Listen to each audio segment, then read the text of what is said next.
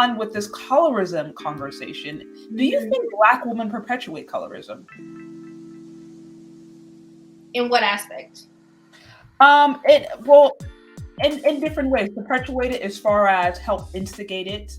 Do they maybe support, celebrate, promote things that would essentially contribute to more colorism or colorist ideology, colorist behavior, actions? Does that make sense? I'm gonna say yes, because I mean you have issues that there might not even, okay, for example, I'm just gonna say that I'm the dark skinned woman and you are the light skinned woman, okay? And maybe we work a job. Okay. And I don't know you that well. And maybe you are, very focused when you come in, and you're very like structured in a certain way, and you look well put together or whatever. And maybe you have your own thing going on in your personal life, and you walk past me, oh, she thinks she better just because she light skinned. And it's like, you don't know what's going on. Like, why are you now taking that up on your head when she could just be a nice person, not a nice person, this, not yeah. Yeah. Like, you as the woman should look at people's character because of how you're judged, and not automatically, because I think that within our own community, we don't need no help. Okay, we don't need no help from nobody else, but within our own community, that whole crab in a barrel mindset, and yeah, that's facts. Between each other, like, I feel like we're the ones who kind of talk about it more between each other than from outside coming into us. So I would say yeah. So then you would say that just by the fact that, and some of this could be motivated by self-hate, right? But the simple fact that we as women start to now organize ourselves, prejudge others based upon their complexion, that to a certain extent is actually instigating colorism. Yes. And then also, one aspect of it, I see Jasmine, I saw it, I think it went by, she says, or she does think she's all that because she's light-skinned. And this is another aspect as well. We do have that truth, where some women feel like they are better because of their hair texture, because they're fair-skinned, because they are passing, because everybody walks up to them and asks them if they're mixed. And they do carry an air about themselves, which is still a truth. So what I love that comment, because you have an aspect where it's like, oh, she thinks she better because she's this, and then that same woman is like, I do think I am, because I am that. Look at me, I'm Hillary Banks. Like, you know what I'm saying? So it's true. It's so true. It's hard. Yeah. It's true. No, yeah, I think to your point, I think you're absolutely right. I mean, now I'm not going to say that Black women that they caused it, or that they are the ones that made it up. Obviously, they're not. Right. Sometimes our behavior isn't really helping, right? Even when I seen just online within the last year how there's this beef between darker skin versus light skin, and there are certain channels that are just like, do not mess with a light skinned woman, or there's this distrust. Right. I remember I interviewed a woman a couple of months ago. She's mixed. She's Mexican and Black, and very much I think identifies with the Black side. But I remember her telling me that growing up, that she was oftentimes bullied by dark-skinned girls, and they would like pull her hair and make fun of her because she was, she had longer hair and she has really like loose waves, and she kind of had this look, and she said she would get picked on all the time. And it was interesting, because so often I hear it the other way around. I've heard of dark-skinned women saying, oh, I got picked on because I was this. I got called, crispy, all this kind of different stuff. Yeah, so to hear it the other way around, I was like, okay, this is probably happening on both sides. Because at the end of the day, something about you don't like yourself for whatever reason, you're going to project that somehow, It is like that. When I was growing up, I kind of had like an identity crisis. I didn't know anything that was going on. Okay, I literally had no idea what was going on. My family is from the Caribbean, and they're from Jamaica. And my mom, if you saw my mom looks maybe Puerto Rican Italian. Okay, My grandmother is dark skinned. My grandfather is basically white. You know what I'm saying? But they're from Jamaica. So when we were growing up, if you see my family, we're like a rainbow. There's everyone, like every complexion. Yeah. brown, really dark, really, really light, white. Like we literally but I would say, I remember growing up, I asked my mom, I was like, what am I? Because I would hear I would see the groups at school, as a child, and my mom would be like, we're Jamaican. And so I still didn't know what that meant. Like I really didn't know. Right. But the kids at school made me aware of skin pigment and skin color because I had no idea. So I would have I would hang out with my friends that were black, and to them they would say I wasn't black enough, and then I realized when I was hanging out with the white people that I kind of didn't really understand, you know what I'm saying, certain things. And then I always ended up migrating to a group of people who were always in between, like the Spanish or the mixed or whatever, because we didn't really fit anywhere, because it's true. Like you will have the people who are fully 100% like black, even if they look at you and they still see a black girl, if they're dark skinned and you're light skinned, oh, you gotta be mixed, or you gotta be something else, or you gotta be this, or you gotta be that. And it's like, but I just want to be your friend. Like, I don't even want to think about any of that. I just want to be your friend. So it's a subject that a lot of women, I'm glad that you're asking these questions, because it's a subject that a lot of people are afraid of or don't really like to talk about, but it's something that I feel like we should enlighten our children about. We should we should have these conversations as women, because for me, I've always admired so much of just all of us as women, all black, you know what I'm saying? No matter what we look like, those strong, again, unfiltered, mixed, if you have whatever have you, of a black woman that's so strongly melanated. I'm like, oh my God, just the beauty and purity for me, you know what I'm saying?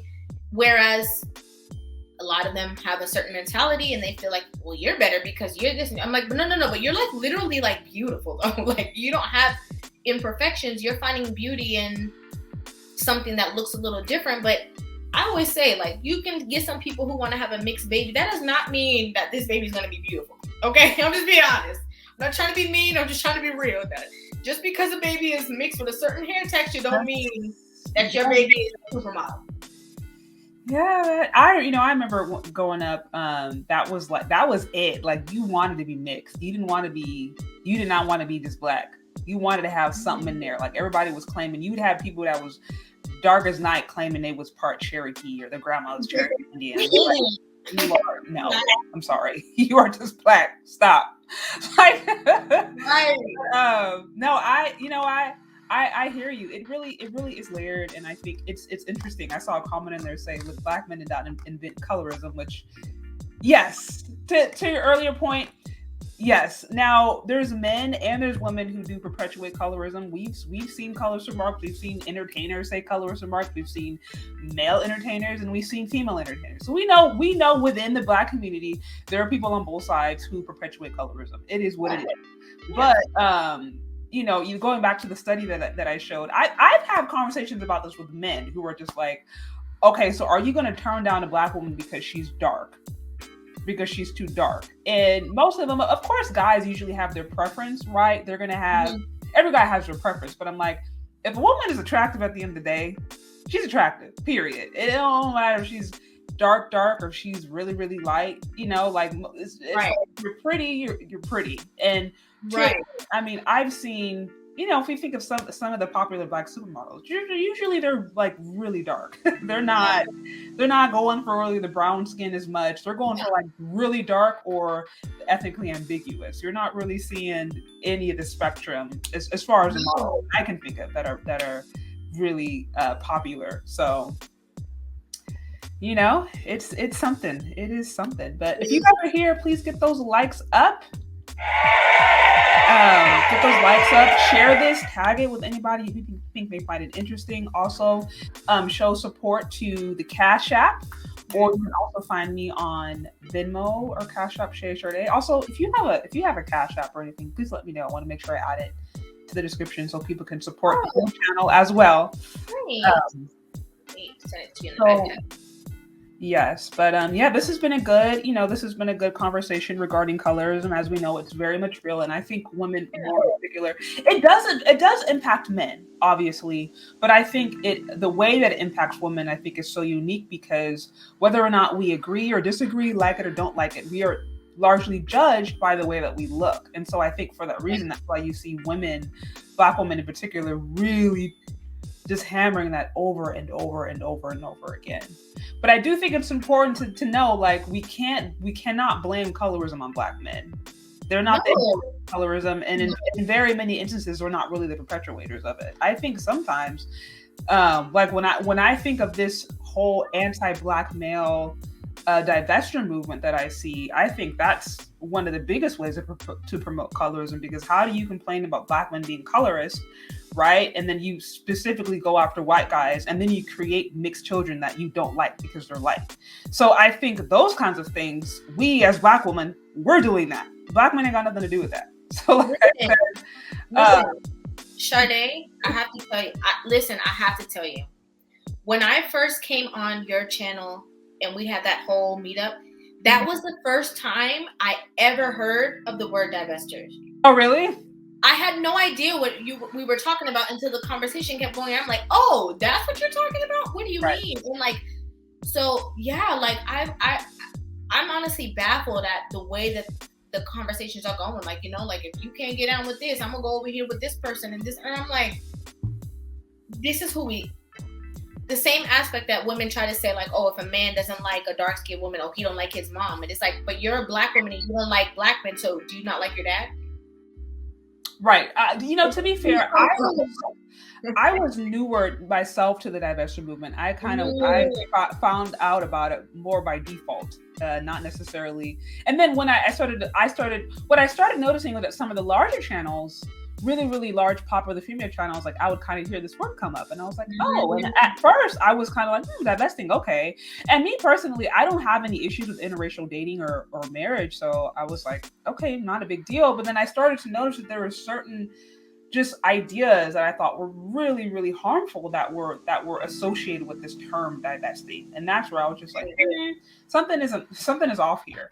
And there's friends of mine who are married, interracially, and they're just like, yeah, I don't agree with that divestiture ideology, because it's from what I've seen, a lot of it, what I've seen is really, it's married with self-hate or or misandry. So that's, to me, what I think is negative about it. Not the idea of necessarily dating somebody, whoever, but it's the misandrous. It's the using that as an example to hate on yourself or other people. To me, that's bad.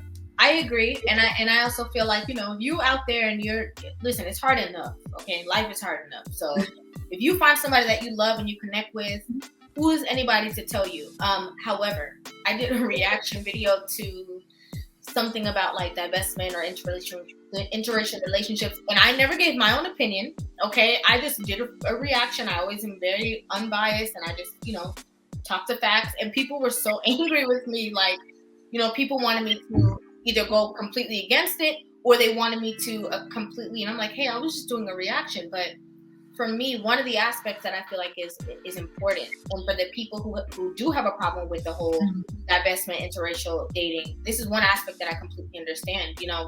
When you look across everywhere, with us, if that whole being pure and being, two people being as Black as we possibly can be, because we already know, okay, through the whole thing, the ship drop-offs and the colonizers and the mix, nobody's really, especially in the West, nobody's really 100%. If you do your ancestry DNA, you're gonna have some kind of mixture. But when we talk about, other countries that stay where they are, if we continue to melt, what will be of our race? So I understand that point 100%. So I just wanted to say that. Okay, yeah. No, wait. So you're saying you understand a woman going, or a man for that matter? Because I'm like, I'm like, if Black man wants to date or marry out, okay. If a Black woman wants to do it, okay. So you're just saying in general, if someone wants to date or marry out, you understand because of the history of mixing, or you're saying no. What I'm saying is, I understand the people who don't want to. Oh, who don't want to do? Yeah. Who are just like, you know, if you look at the people who are, if you look everywhere else, most people stick to themselves. You know, that's how nations. Yeah, that's keep going. So if a lot of people keep mixing, what's gonna come of our race? You know what I'm saying? So I completely understand people who are very gung ho on not, doing that, not, dating out, because other countries do it, and we don't say anything about that. You know, when the Asians are saying, no, you can't marry him, you got to stick to.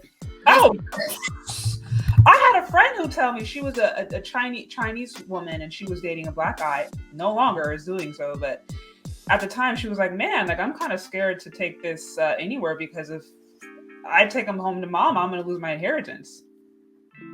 I'm like, well, you know what I mean? And that's a very, very real thing. She comes from some money. So, and the reality is, I think this is always such a charged topic, but at the end of the day, people still pretty much date and marry within their own ethnic group. It's just kind of always how it's been. So of course you're going to have exceptions, but by and large, that's just it's generally what happens. I know for me, I've lived in all white environments. I've spent time where I was the token in the school. I was a token in the classroom. And I just was always, even with that, I was always attracted to black men. I was never really into white guys like that, although I was around them all the time, Right. So, I agree. And again, that's an aspect. I agree. You know what I'm saying? Like I said, outside is tough enough. If you find somebody that you connect with, especially, someone that as a woman that you can cooperate with, Sister Shahrazad Ali said, men, if you have a woman that can't get on your page and can't be cooperative, leave her and go get somebody that can. Okay, so in that aspect, as long as people are having functional and nice, calm, non-toxic relationships, kudos. But like you just said, it's about the love within yourself, okay, and knowing yourself. We're always gonna have different aspects of it, because if you go to places like China or anywhere else across the world, you're going to see people who are mixed, but the greater majority is going to be people who like their own. So I just don't see anything wrong with Black people having values, those similar values for themselves, because I feel like when other people do it, it's fine, but when Black people try to have a certain standard, people try to tell them that they can't have that. Right, which is weird. Like we don't ever hear things being, the false promise of Chinese love. Right. The false promise of Jewish love. Like, those conversations don't exist. But for whatever reason, Black folks, the idea of a Black man marrying a Black woman seems to just be so revolutionary and crazy. And I'm like, do you not understand that no other ethnic group is having this conversation? What does that say about where the mentality is? So, I hear you on that.